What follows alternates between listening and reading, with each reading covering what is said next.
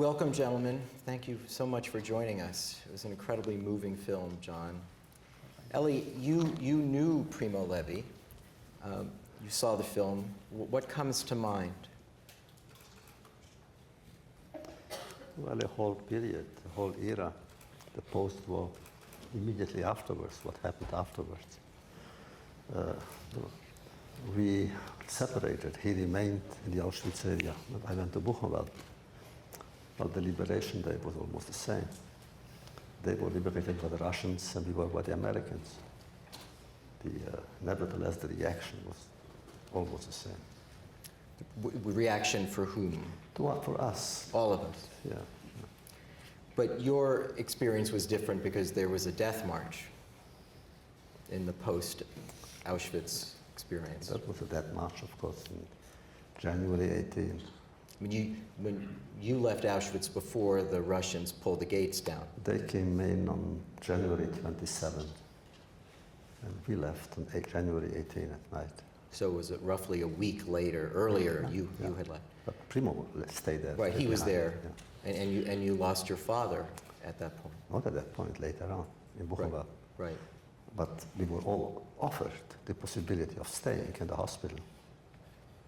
But we were convinced that the Germans would first kill the patients.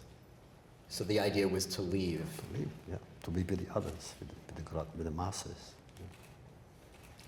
And yet that resulted in also death, the death marches. Yep. John, I jokingly said that in my house the children love Zohan, but this is my favorite John Turturro movie, and also there's another film, the Illusion Defense, that I love so much. I don't know, you probably haven't seen this film in a while. What does it bring to mind for you? Well, first of all, it's a great privilege to be sitting next to this gentleman. I read a lot of your books when I was, invited to participate in this. But for me, it was a great education. And I approached it with, humbleness and humility. Knowing that would be an impossible thing, really, to understand. And there's people in this room that, helped me a lot, in trying to understand it. I had a long time being involved. I was involved for about 5 years because it took a long time to get the money involved. So I got to read many things and meet many people, and I know all of Primo Levi's work. I met his family, and so it was a great education for me as a human being, as a person. And so, by the time we got to shoot the film, and I just want to acknowledge the person who was the operator and then took over as the director of photography, Marco Pontecorvo, and he's right here.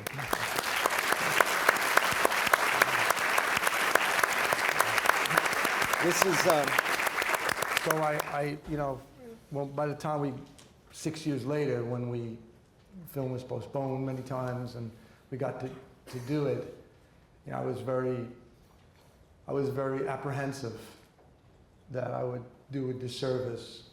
I just wanted to sort of serve those books as best we could in an unexploitive way.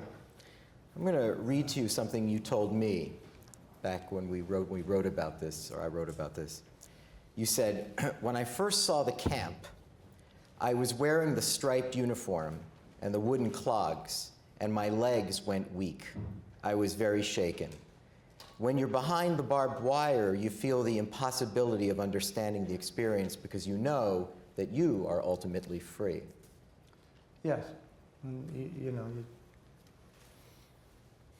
telling stories it's a strange thing, but I'm a good reader, so I kept a lot of books. Your first book very close to me, and Primo Levi's first book close to me, and it was a real seminal experience in my life. The film, in many ways, was haunted. It took 5 years to make.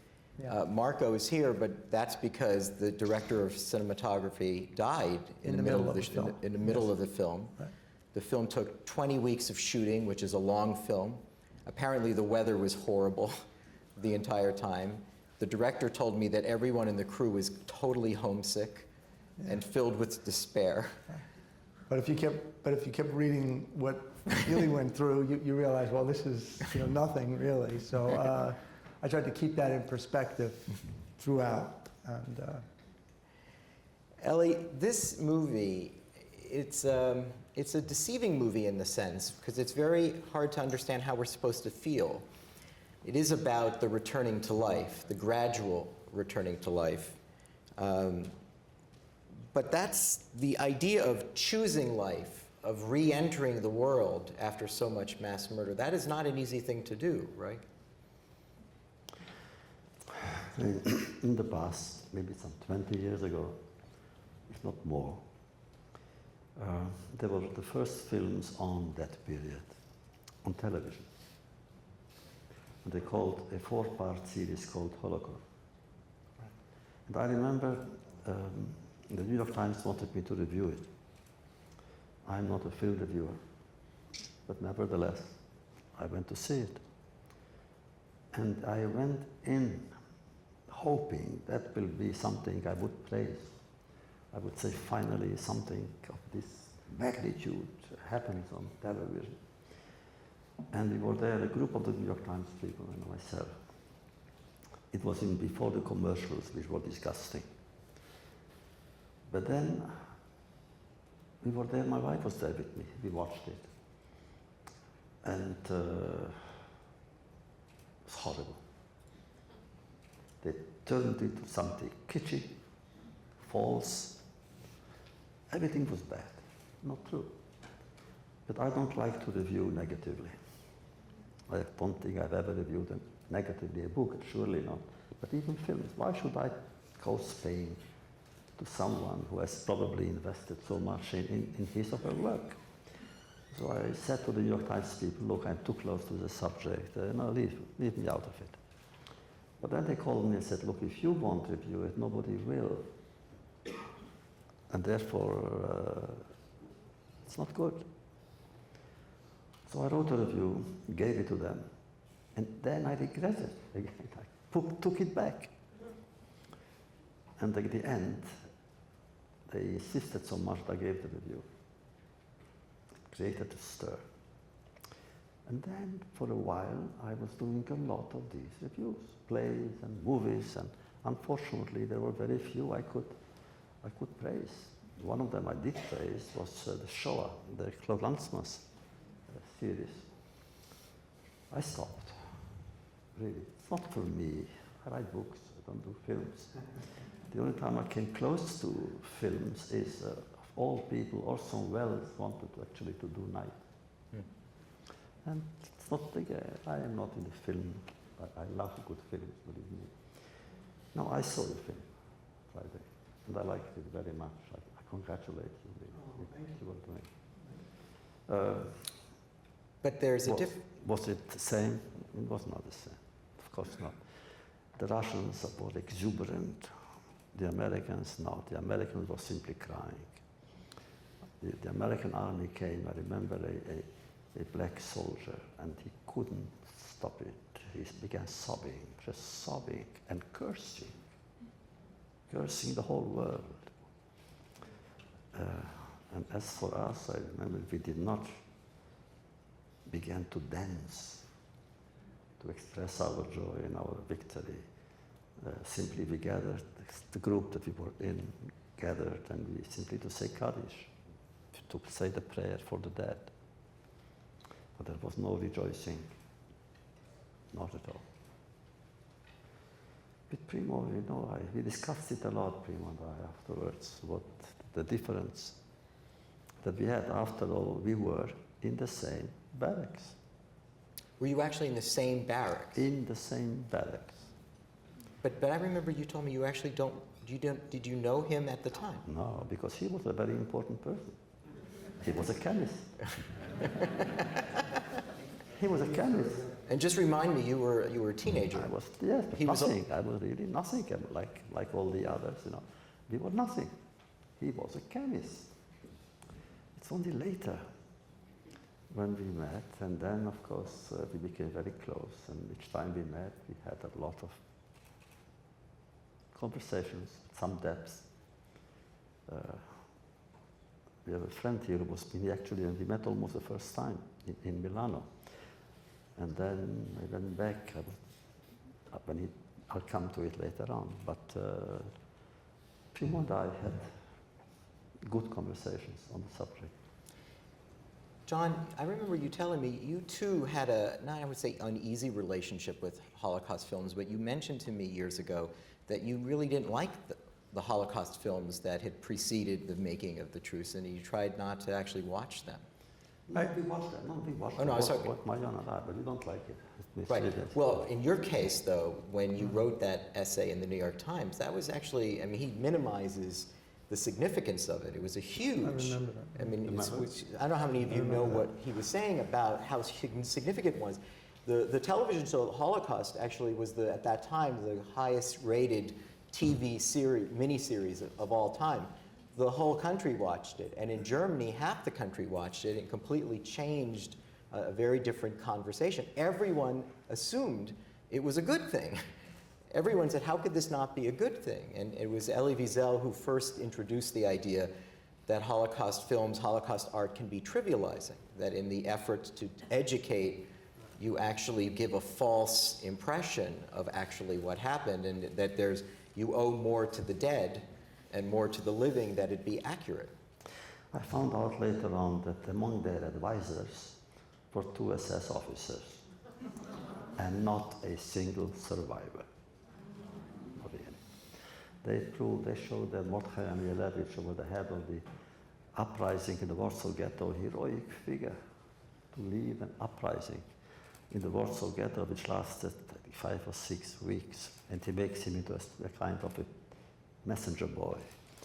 Everything that was right was wrong. It was wrong. And I felt so bad, not only for the truth itself, which was violated, because I don't like to do that. I don't like to go and criticize a work for which so many people have worked with very good intentions, with honest intentions. I think that when you're trying to learn about something, I would always prefer to read about it, because I think it's when you're talking about things that really happen, it's a superior way to understand something. The nature of film is a compression of time. And I've done lots of adaptations of books that are not about the Holocaust, and it can be very depressing, because the thing that you loved best about the book, the little details, they're lost. And there's a great sequence in La Tregua in the book where Primo Levi says they would go to these shows and they would watch this dance. It was called they would take their hats off. It was sort of the dance, this macabre dance of death or something, but they would do it as an entertainment. And for many of the prisoners, it was something that really symbolized their experience. And that was not in the script. And I remember being very disappointed and pointing out many things to Francesco, but the nature of a film, it's compressed, so it's not, it can air. And most films are more about the experience of the oppressors than the people who were oppressed. And, Right, well, and that's a different, Schindler's List being the most obvious. Elie, this is also an unusual Holocaust story, and I hope you'll explain this to the audience, because Primo Levi actually gets to go home. He has his mother and sister. You and most Holocaust survivors were not able to go home, and you were orphaned by Auschwitz. This is a very different story, right, than what many survivors experienced, even the aftermath. Sure, that's naturally, we had nowhere to go. In Buchenwald, we were 400 adolescents. The youngest one was 7. He was here actually last week. And we didn't know where to go. Nobody wanted us. So all of us actually signed letters to go to Palestine. The only place we knew where to go, Palestine. But the British had Palestine under mandate, and they refused to give us visas or something. Then the General de Gaulle heard about us, and he is the one actually who decided to take us in. And he entrusted the project to a French organization, a marvelous organization called OSE, that takes care of children and old people from the Jewish ghettos and so forth. That's how we came to France. It's only later that at one point, by sheer accident, that I thought that I lost everybody. Because still in Buchenwald, we stayed in Buchenwald until early June. And we went through lists of survivors. That was the main thing that we all did, lists of survivors. And everyone in there was teenagers? Some of them were before. And younger? I had two who were younger, 7 and 8. We went through the lists, and I didn't find my sisters. I knew my father died with me. I'm sure my mother and my little sister that night. But I thought my older sisters survived, but I couldn't find their names. That's why go back? I decided not to go back. And we were taken then to France, adopted by OSE, by one of those organizations. And I remember I came, a week or 2 weeks later, I came to the director. His name was Wolf, said, Mr. Wolf. I spoke Yiddish, he spoke German, not French. I didn't know a word of French. And I said, look, I have a great request. What is it? I said, look, I'm a Talmudic student. What I need now is a Talmudic volume. And he wrote it down. He never heard the word, but he wrote it down. And a week later, I came to ask him whether he got the book. And I heard him speak on the telephone. And he mentioned my name. So when he hung up, I thought it had to do with the Talmud. And I said, Mr. Wolf, did you get the volume? He said, what are you talking about? I said, you mentioned my name. Oh, he said, you are Wiesel, I just spoke to your sister. I said, what? Which one? I don't know, she said. I just spoke to her. I said, it's impossible. First, well, even if one of my sisters survived, how would she know where I am to call you? And then he said, look, let me try. She called from the post office. At that time, no, we didn't have telephones in every apartment. And they said, look, from the post office, and she went away. Now, she has a message. She's waiting for you tomorrow at a train station. We were far away from Paris. And for the whole night, I didn't sleep. I was convinced it's a mistake. I went to Paris, and there the oldest sister waited for me.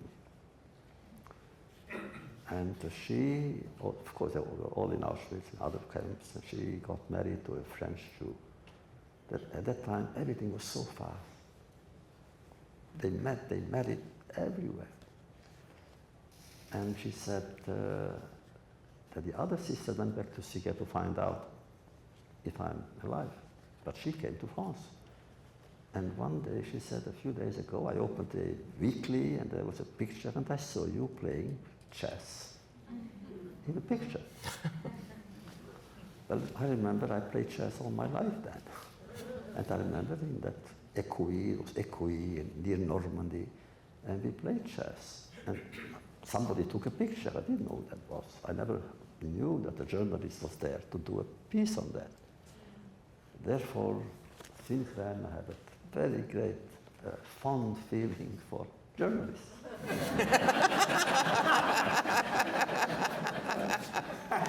To the point that I became one later. That's how I met with my sister. I didn't go home. When I went home, it was 20 years later. Was home there? 20 years later, I wrote about it. So in my memoirs, I went big 20 years later, not telling anybody I would come. It was fall. And I came to Siget, my little town, was in Transylvania. My father was born, it was Austro-Hungary. When I was born, it was Romania. When we left it was Romania, Hungary already. It changed hands all the time. Everybody wanted that little town. So I came, it was night, and I write somewhere, and I wrote a piece which I incorporated in one of my books, that the last night in the ghetto, before the transport, we became like grave diggers. Everyone from the family did dig to hide what our treasures. My mother probably the jewels, my father some money, my little sister a toy, and I myself, under a tree, I hid the golden watch I received from my grandfather for my bar mitzvah. So I hid it there. So that night when I came around midnight, I realized other people were living there. If they had opened the door, they would have shot me or killed me. And I began digging and found the watch. I left it there. So that was for me the return to my home, not for Primo. But you know, Primo and his family, Primo had a lot of problems. A lot of problems. Yeah, we're gonna get to that. You know, when I spoke to the director in writing this piece, John, you may remember this. He actually told me that it never dawned on him that he should try to film the first book, If This Is a Man. You remember at the very end of the film, you hear John as Primo Levi writing, and you hear him say, "If This Is a Man." In Europe, that is the title of the first book. In the United States, it's called Survival in Auschwitz. So for those people, you were actually... It had many names. It had many names. Yeah. For the same reason that the Truce in the United States is known as the Reawakening. So Rossi says to me, I would never have thought that I could shoot the film, the first film, Survival in Auschwitz. So I wonder, I mean, did that ever come up? Because apparently he went to Primo Levi to he received the rights to do the film only a week before his death, which we'll talk about later. He was interested in the second book. But only the second book. The second book. I mean, obviously to do the second book, you have to really understand the first book completely, and that was really more of the guide for me. I did have a very bizarre conversation with Stanley Kubrick, who was a big fan of Francesco Rossi's and Mr. Wiesel and Primo Levi, and he wanted to make his own, for many years, his own Holocaust film. And when he wanted me to be in a movie, and he called me up, and I told him I had just finished La Tregua, and he said, well, why didn't you do both If This Is a Man? I said, well, I think that's impossible. I think one would be obscene to try to do the first book. And he knew it so well. He quoted, you know, pages to me verbatim. But I don't think that's so possible. I really don't. Ellie, I have two questions for you on this. The first one is the reason why The Truce, what we just saw to you, is a film that is watchable and absorbing, is because it doesn't take place at Auschwitz. Is that the difference to you that makes it acceptable? And then I guess a follow-up question, I assume since everyone on the planet has read Night, filmmakers have come to you, many, hundreds, and said, Mr. Wiesel, please let me own the rights to make a movie, and you must have rejected them each time. The only time I almost accepted was with François Truffaut, who wanted it so much, and we discussed, and at one point I thought maybe because he understood it, but then I'm glad it didn't work out. I really believe that both Primo's first book and mine are not for films.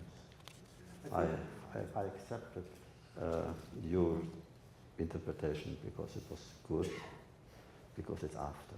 I don't think I could have seen you during. I think when you read his first book and Primo Levi's first book, you don't read it all together. you read 20 pages and you put it down because you have to digest it. You can't read it straight through. It's not if you're going to, even if you want to, you need a break, within that.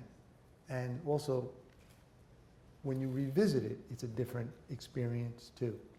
And I read that book, those two books, many times. And that's one of the reasons it's unfilmable, because it's hard to even sit through it, even reading it. So how could it be watchable? Chunks, I think.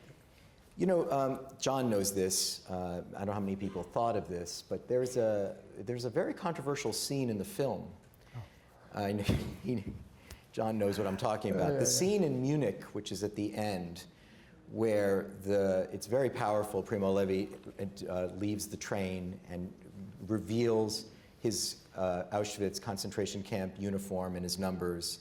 It's very powerful. The German workers and soldiers stop, and then one of them, who you don't get a sense of what he's about to do, bows down in repentance. Now, that's an interesting scene, except in the book, that doesn't happen at all. In the book, the German simply walks past him, brushes past him, ignoring him altogether. So when I asked Rossi about this, he said, I had to provide some representation of repentance. Surely there would have been one German somewhere who would have done this. He didn't do it. That guy actually didn't do it, but I had to have someone who would. Now, speaking as a writer, a Holocaust survivor, a novelist, now that I told you about that very different perspective, do you have any thoughts about that scene? I wouldn't have written it. But look, we are trying, really, we are trying to tell the truth. Just that, the truth, as hard as it is, as impossible as it is, but the truth. So why invent? Well, whatever happened, the reality was much stronger, more powerful than that scene. What do we need it for? He could have said really something else. Why that? He could have said there must be in Germany at least one person who would, but why show it? Why show it? I think the scene, I had long discussions with him about it. So what actually happened? Basically, it was, he kept talking to me about Willy Brandt, and I said, well, Willy Brandt happened much later than that. It didn't happen then. I said, the scene, I think, works very well right up to the moment. And I think if he would have cut before he bowed down, that would have been the right way to do it, for me. But that was, it's a person's film, and Marco can testify to it. It's his film, but I felt the scene was very much truthful to the book up until that moment.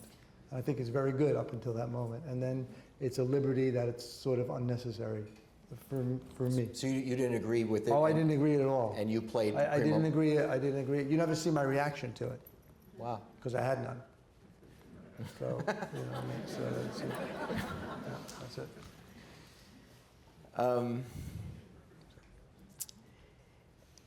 This is a Jesuit school, so repentance matters here. But in addition, there's a line in the film that actually is also in La Tregua, in the Truce, the Reawakening, and it's passionately delivered and it's very moving. And John says, "God doesn't exist if Auschwitz exists." Right, doesn't. Cannot. Oh, cannot, right. Cannot exist if Auschwitz exists. Good. God, you're a good audience. Now, Ellie, you have faced this same issue in your own art. By the way, this is something I just want to move off of. Everyone in this room has read Night several times, but you've really made this huge mistake. This man has written over 40 books. And Night is good. It's his first one out of the chute. But, this man as a novelist, has anyone read The Gates of the Forest? It is just a knockout. Or The Fifth Son. Go get that. That is, everyone says, have you read Elie Wiesel? I read Night. That's not all of Elie Wiesel. He's an incredible writer. And in The Gates of the Forest, you've written so many books you may not remember, but I'll tell you. I got your back, Ellie. There is a trial of God. in Auschwitz, in a camp, there's a retelling of a trial of God. And in fact, years later, you wrote a play entitled The Trial of God. So the question about God's absence or existence in Auschwitz has always been a great mystery for theologians and artists and thinkers of all kinds, philosophers. You started out as a Talmudic scholar. You ended up as a novelist. You're a humanist. You won a Nobel Prize for Peace. How do we reconcile this question of God and Auschwitz? I don't. Look, I come, unlike Primo, that's where we are different. I come from a very religious background, very religious. I studied Jewish mysticism. I lived Jewish mysticism. Not only philosophy, which I studied later and so on, but mysticism. My attitude towards God is a mystical attitude. And therefore, for me, it was a personal tragedy with theological implications, naturally. Look, I describe in it, I used to pray every day with my father. Some Jew managed to buy tefillin, the phylacteries, for the few portions of bread from a Pole who smuggled it Into the camp. into the camp. And in the morning, maybe 100 or so would get up earlier, stand in line just for 1 minute to make the bracha, to say the blessing on the film. You may ask, why am I doing that? It's not even according to law.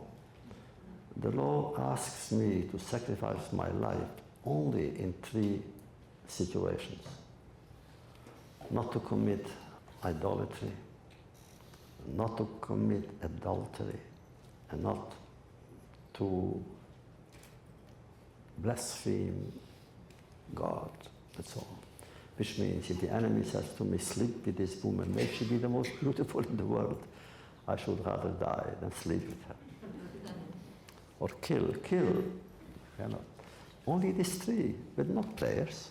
It's not written anywhere that I should actually sacrifice my life and to get up early and so forth. What could have been sacrificed for that? Nevertheless, we did it. And since I was a good student, I knew by heart many of the prayers, even of Rosh Hashanah, literally by heart. So for me, to this day, where is God? Where is God? And I have written, of course, in night, never shall I forget, and which has become, I don't, for what, some reason, I don't know, the basis for so much theological research, mainly in Christian, Catholic and Protestant circles. But it's very to me too, but nevertheless, I do pray. And still, in spite of God, I believe in God. Because to say, okay, Mr. God, you didn't want it, hell with you. I could have said that, and no one would have had the right to object. I could have said, Mr. God, look, all my life, my young life, I gave to you. You don't save your own people, I don't want you. Goodbye. I didn't.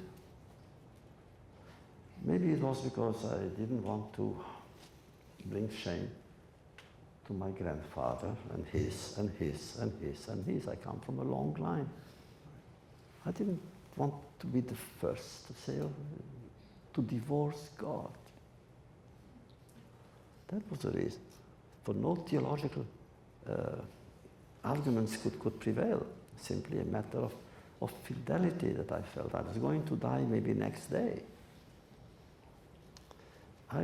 Look, I should know, I come, again, unlike Primo had a situation, I was always sick. My childhood was a childhood of a sick boy, suffering. By age 7, I suffered from migraine headaches to this day. From age 7. My parents brought me from doctor to doctor, from doctor to doctor. I couldn't do anything. And then something very strange happened. The moment I entered Auschwitz, my headache stopped. The moment I came to France, they came back. And I have addressed so many medical conventions and so forth and asked them. No one has an answer. How is it possible? That's how it happened. Go know. Same thing is with faith. Come on, I grew up in faith. And to say no, but at the same time, I do want to say no from within, yes. Unless I hate faith, that I can protest against that faith. If I have no faith, then what's the problem? It's interesting with Levy because, you know, he wasn't really a believer, but he does, his view, I'm sure Ilya would concur with me, encompasses that too. He understands that, and he is very appreciative and sometimes yearned to have that, I think, you know, in his own life.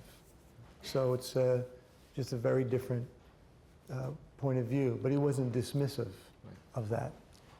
We discussed that, of course. We discussed so many things, so many subjects, and that's true. And he understood me just as I understood him, actually. He couldn't tell me that he is religious because of his grandfather. I can.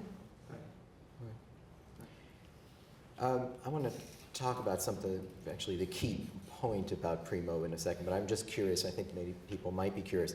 The boy playing chess, the boy reunited with his sister, also had God at that time? Yes. When I came back, believe it or not, I don't even believe it to myself. Because we were 400 adolescents that were brought from Buchenwald to France. And the first thing they did, the directors there and so forth, they separated the religious group from the non-religious, from the secular group.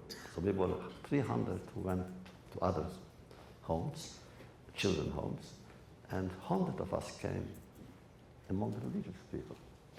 I re-became more religious than I was before. I didn't even think about anything else. All I thought was, almost, not the same words, I'll show you. I'll show you. You don't want me to believe in you, I will believe. Well, that's a big spirit there. Here's something that I'm sure, I'm almost certain most people in the room do not know. We just watched a film about a Holocaust survivor who reawakens to life immediately after the Holocaust. And if you read Primo Levi, with the exception of his poetry, but if you read his memoirs, you would know, and his essays, he was very much seen as a life-affirming optimist. He reaffirmed life. He reawakens to life, writes a book that becomes the basis of this movie of a slow, gradual reawakening, re-entering the world, trying to once again introduce oneself to what is civilization. And then writes his career about life-affirming things, and then in 1987 commits suicide. I don't know how many of you knew this in the room. John, I don't know if you remember this, but you and I appeared at a panel many years ago, I think at the New School, when this film was first screened. I remember. And I stupidly, they turned to me, the moderator said to me, I said, well, you know, this is an amazing film, but let us not, it was like the first thing said after the movie, and I stupidly said, well, this is a phenomenal film, this was incredible, but let us not forget that Primo Levi committed suicide. And then the room, by the way, this room was, John, it was like the Italian consulate or something. The room was filled with Italians, not Italian Americans, but Italians. And there was a rumble in the room. You could feel a palpable sense. And I turned to John and I said, what did I just say? And he turned to me and he said, well, the Italians don't accept that it's a suicide. And I'm just wondering whether this goes, because this in Italy still remains a controversy. Well, there was no one who saw him, you know, fall. I mean, you've been to his house probably, it's a very tall staircase. When I asked to meet the family initially, they didn't want to, but someone had asked me what I thought about it. I said, it's not up to me to speak about it. I can only judge the man by the life that he lived and what I received as a reader of him. And I think that's the way a person should be judged. And I said I wouldn't ever comment on that because I have no knowledge of that. I did know, after his family did agree to meet me, that he was in a very difficult domestic situation. Very, very difficult. His mother was very ill and blind and living in the same apartment with his wife. I know he wasn't feeling very well. So there's other contributing factors to it. But for me, as a person who didn't really know him, but who's basically studied him for a long time, and I know his son quite well, I think he should be remembered by the life he led and what he contributed, and not the moment of his demise. Ellie, you, I know, actually spoke to him about a week, 10 days before. Less. We used to talk on the telephone quite a lot. And that day he called. And we spent an hour or so. It was, I think, just before Passover, April. It may even have been April 11. April 11 is, for me, the liberation day of Buchenwald. And I felt something in his voice. I'm very sensitive to voices, especially to a friend. And after 30 or 45 minutes of talk, I said to him, Primo, I'm going to hang up, and you go to the airport. An air ticket will wait for you, and I am going to cancel all my commitments for the whole week, and you and I will go to be alone, just alone. He waited a very long moment and simply said, really, it's too late. You know, when you study tragedy, Greek tragedy, when you hear those words, too late, you know. I think next day, I remember I turned to Marion, my wife, and I said, I'm terribly worried. So it's what he said. It's hard, I mean, in listening to John, you know, it's very hard. This is why the Italians don't accept it. They cherished him, he was a national treasure. And to think that a man who they loved so much could have been in this much despair, I think, was difficult for Italians. You know, this is the dark little secret of the Holocaust survivor writing community. With the exception of Elie Wiesel and Aharon Appelfeld and Imre Kertész, all of the Holocaust writers committed suicide. This is one of these things that people don't know. All of them, Jean Armeri, Piotr Ravish, Tadeusz Borowski, Paul Celan, Jerzy Korzynski, all people you knew. Yep.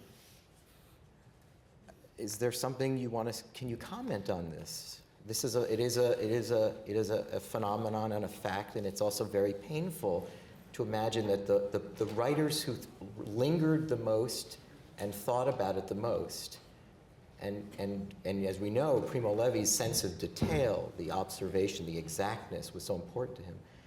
In the end, if it's true in his case also, couldn't take life anymore.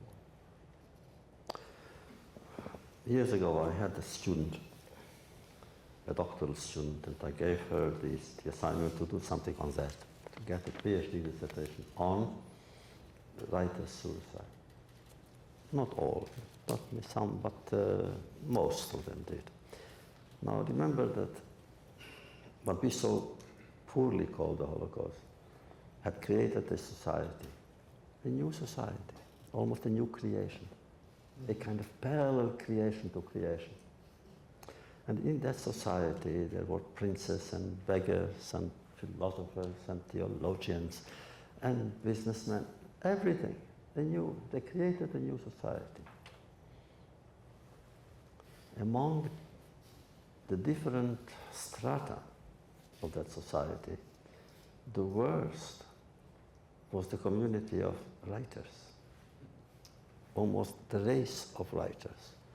We didn't have that many suicides among others, among businessmen or about engineers, architects, no, mainly about writers. And for a while, really, I was puzzled by that. Why? And then it came to me, look, writers had only one obsession: use words. Words. Who is a writer? Who knows how to put words together and find the right words. And most of them, if not all of them, me included, we have the feeling that our words are not good enough. You said I published 40 books, so I've published, believe it or not, 60 books. Only very few on that subject, maybe 4 or 5. All the others are different. But about these, I have reasons to question my own judgment. I'm not sure that I have found the right words. On one level, I would say that if I had found the right words, the world would be a different world. We would have saved a generation or two. And since the world hasn't changed, maybe it's my fault, because my warning was not heard, because my testament was not received, and my testimony denied. We all have that, all of us, including Jean Améry and all those that you mentioned, and Piotr Ravitch, whom I knew very, very well. He's actually your best friend. Absolutely. So therefore, I was not surprised. I was shocked and pained, desperate about our good friend. But I was not surprised. All the things that you say, yes, he was famous, and he was, of course, he thanked everything. Well, that doesn't really weigh that much. But you deal with metaphysical experiences, almost mystical expressions. Really, that's truth. Truth, just truth. There is truth in all that. So I'm not surprised. I feel that could we have saved him? I'm sure if he had come to New York, responding to my invitation, we would have saved him for a year or 2 or 10. The controversy really is also, the Italians would say, on the very morning of his death, the first thing he did was go to the synagogue. It was a Jewish community center, and Passover was a few days away. I told you, yeah. And he went to check to make sure that the matzah had been delivered. And then he went home. He bought, I think, some food. He was very apparently cheerful in talking to the concierge in the bottom of this building. And then he went up the stairs, and then he went down the stairs. So there were people who said, well, he was under this medication, right? This is where this comes from. I know that the received wisdom is that there isn't any question. But on the other hand, what John said is true. He was suffering terribly from depression. Well, I said there was contributing factors. I'm saying in each person's life there's contributing factors, plus being a survivor of that experience. Right. With that's all. But I do very strongly feel to lay on anybody's life, even the other writers, who I'm not as well versed in, some I am, but to make that the final conclusion of someone's life does a tremendous disservice. Because even if I was never involved in this, and I had only read the periodic table, these are books that are civilizing books that open you up, and that if you are a prejudiced person, and everyone has prejudice in them, it's a way of confronting that within yourself. And that is a major contribution to the world. And we should remember Eli says, he says, he didn't find the right words, but it's also the person who has to receive those words and who that person is. and when they're ready to receive it. And that's a big thing. And so for me, just as a reader, Right. as a human being, that was a major gift for me. And that's what I remember about him. I understand. And that's what I keep with me, not how he died. I understand. So. All right.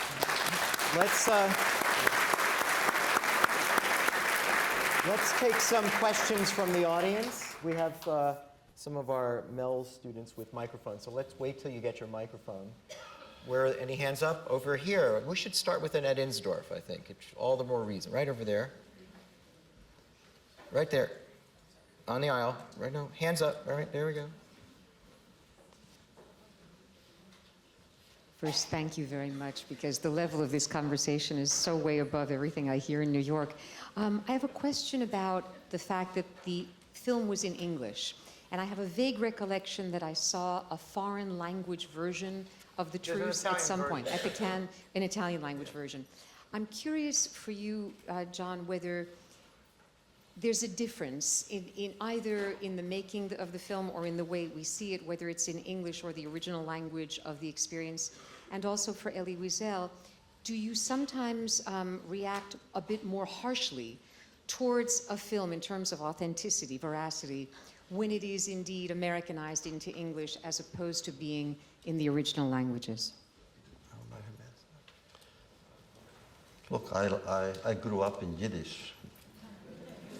I cannot imagine that you would have done a film in Yiddish. But I'm open, really I'm open. Just one word we have not said about suicide. 1 year, I teach at Boston University. I gave a whole year the course on suicide. Suicide in literature, suicide in philosophy and psychology, or books where the character committed suicide, or books that the author committed suicide for a whole year. It was the saddest, the most distressing, not depressing, distressing course I've ever given in any university. So therefore, John, don't think that suicide, although believe me, we all read Camus about that, the myth of Sisyphus about suicide. And he said the only problem in life really is whether to commit suicide or not. He was wrong. It's wrong. It's not the only problem. He said it's the most important problem. Doubly wrong. There are other things. But nevertheless, look, if it's an act, not an incident or an accident, if it's an act, I think we should respect the writer who decides that that is his last protest. We may then give, of course, arguments not to. That we believe that life has more mysteries, and that life has more challenges, and that life has more blessings, as many, if not more, than curses. We may do that. We are doing that as teachers, as artists, as directors, but what you do with your life, but to respect it. And when I speak about those that I've known, like Piotr Ravich and so forth, look, they owe, we owe them the respect for what they are doing. It may have been psychologically wrong, surely practically dangerous, because if I had thought that in that year of my teaching that course, students, even one student, would come closer to the option of suicide, I would have stopped my course in the middle. I teach all that, the truth of it, in order to say no, although these people whom I admire and I'm close to, beyond their death, they have done it, but don't follow them, naturally. But in the meantime, they owe us the right and the duty to tell, but we feel that if they decided that, for them, at that moment, it was the right decision because they thought it was the right decision. Now look, I can give you examples, innumerable examples, of suicides that were a matter of a minute. It just happened. It just happened. Someone is in the kitchen with gas, and because it goes through his mind, that he opens the gas. It happened. can give you examples. It happened. No. Nevertheless, in this case especially, where we deal with someone who has left such a great body of work, that if he felt that is the last gesture in his life, I would say, look, I invited you, you didn't come, you had good reasons. That's how it is. Now, as for the language, I would have preferred it, again, as I said, in English. But for me, it's not the language. I speak English and French and so forth. It's the person who says the word that matters. Do I believe him or her? Whether they speak even if they speak in Polish, I don't speak Polish. There I have to see that the subtitles. But if I trust that artist, then it's okay. I accept whatever they say. I agree with him. We had a hand up here. We have a microphone. Hand up, please. This is actually, hold on, let's find her. There we go, right here. Is it here? Oh, this is actually a Supreme Court Justice from Israel, Justice Arbel. I don't know if you know her. She's visiting here this semester. Microphone closer to your mouth. I would like to thank you Much for closer. this exciting and powerful film, and of course the session, and all what we heard here. As you mentioned, I am a Supreme Court Justice in Jerusalem, and we always used to say that Israel was built on the ashes of the Holocaust.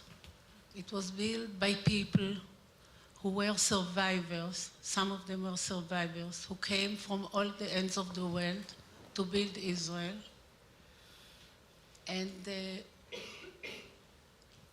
we are citing in many of our judgments the saying of Justice Barak, who was our, a premier president of the court, of the Supreme Court, who says that our values about human rights, our moral aspects about human dignity derives from the events of the Holocaust.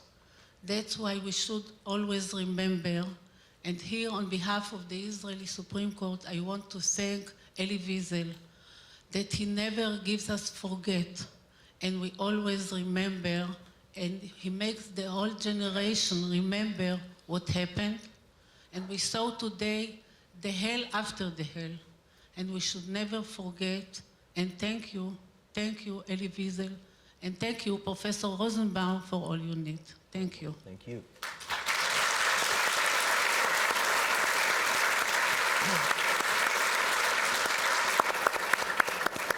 Questions? Oh, we got some more back there. That gentleman. Oh, there, keep going. There you go. Thank you so much for being here. This is a tremendous opportunity. Could you closer? Sure. I noticed in the film that the felt Star of David had half of it was red, and I've never seen that before. I was wondering what that indicated in the camps. Anybody could shed some This insight. gentleman pointed out that he had seen this, the Star of David on the concentration camp uniform. He said he thought was red. No. Yeah. I thought it was yellow. No, it's yellow. No, the number. Well, in the film I saw it was red In and the yellow. film, he said, all right. Yeah.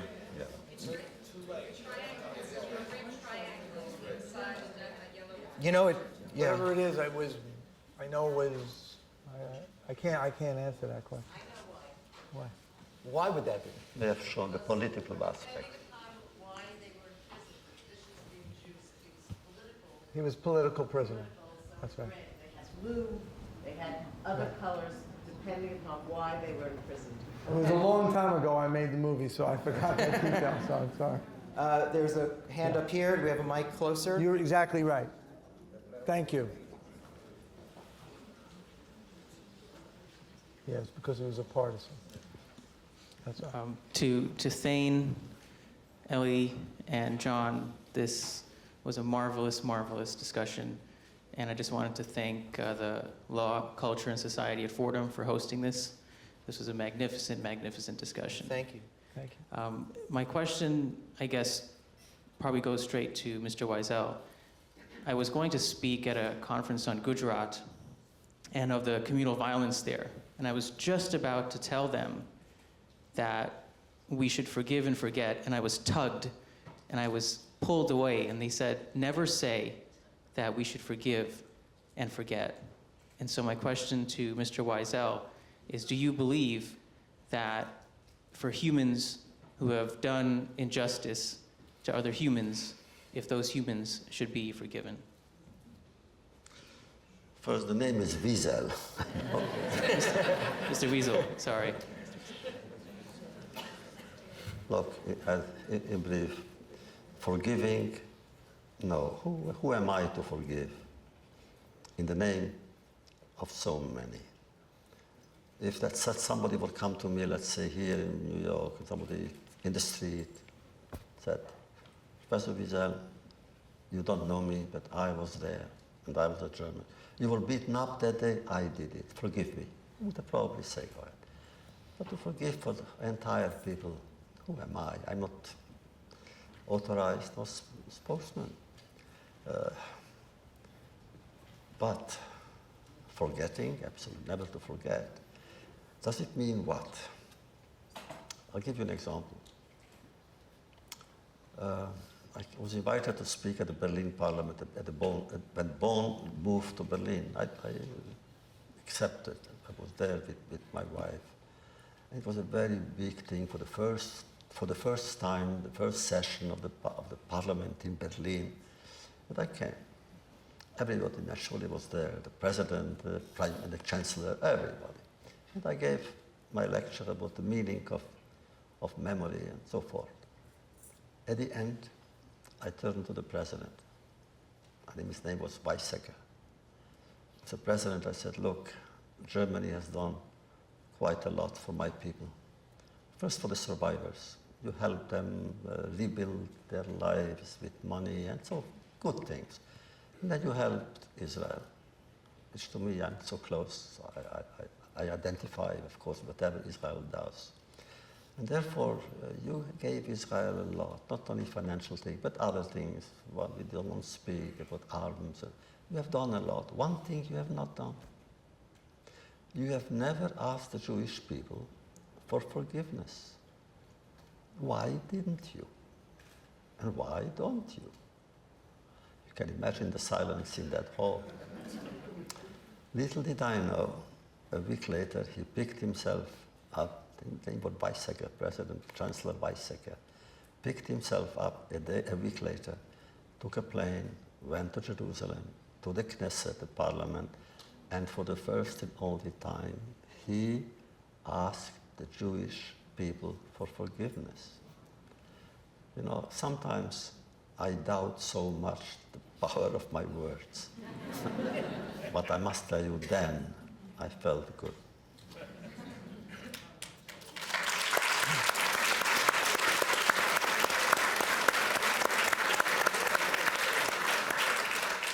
Ellie, John, I feel so privileged by this friendship that you've bestowed upon me, and very grateful to the both of you that you've graced and honored our stage. And you gave the forum and this audience truly an experience for the ages. So I want to thank you both.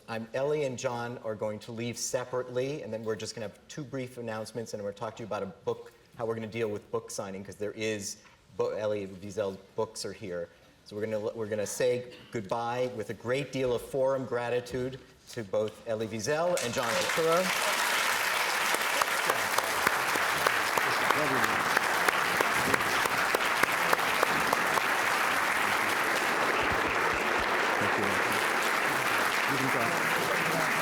They're all going to go. I appreciate it so much, John. I really do. Yeah, you're all coming. They're all coming. They're all coming. They know.